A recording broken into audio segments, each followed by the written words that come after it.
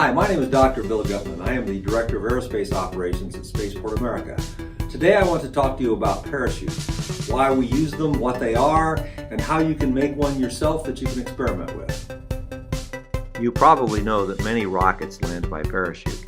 The picture you're looking at now is a picture of a NASA rocket coming back after its mission, landing by parachute. The picture you're looking at now is actually looking up from the rocket at the parachute from a rocket that we've launched from Spaceport America many times. So just what is a parachute and how does it work? Anything that moves through the air feels a force of resistance as it moves through the air. If you've ever stuck your hand out the window of a moving car, you have felt that effect. In general, the faster something moves, or the larger it is, the more resistance it feels from the air.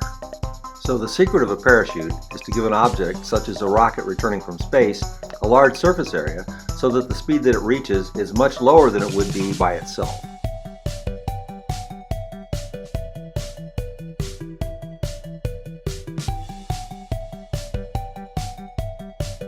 So now that we've seen how parachutes work, let's make one.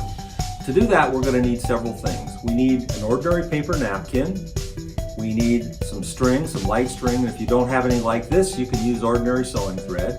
We're going to cut off 4 lengths of string, so we're going to need a scissors. So the first thing we're going to do is cut off 4 lengths of string that are 12 inches long, more or less. Okay, so paper napkins normally consist of 2 layers of paper. So this one is no different, so I'm going to open it up, and we're going to see that it actually consists of 2 layers of paper, and if we're really careful about this, we will be able to separate those 2 layers. Okay, so if you look at the corners carefully, you can find where they separate. So now we have one very thin layer of paper. I'm going to set the other layer apart, aside, and along with my string.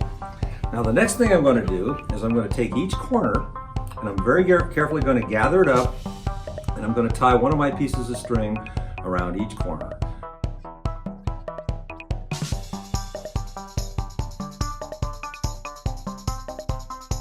So the next step is to gather these pieces of string all together. So get them so that the lengths are about the same. They all come together at the end, all 4 of them. And then we're going to tie them all together in a single knot. Okay, so there's the 4th one.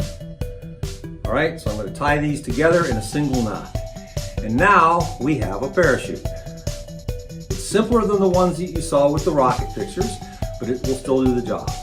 So now what I need to do is tie something on this that's like a rocket. Well, what would be better than maybe this pen that I have here in my shirt? So I'm going to take the pen and I'm going to clip it on to the string down where I tied them together, just by clipping it on like that. And now we have a parachute, and it's like a rocket coming back from space. And you can see it falls slowly. So let's try that again. Pull up our parachute and release it, and you can see it opens up and gently lowers the pen to the floor. Now that you have your parachute made, you can do experiments with it.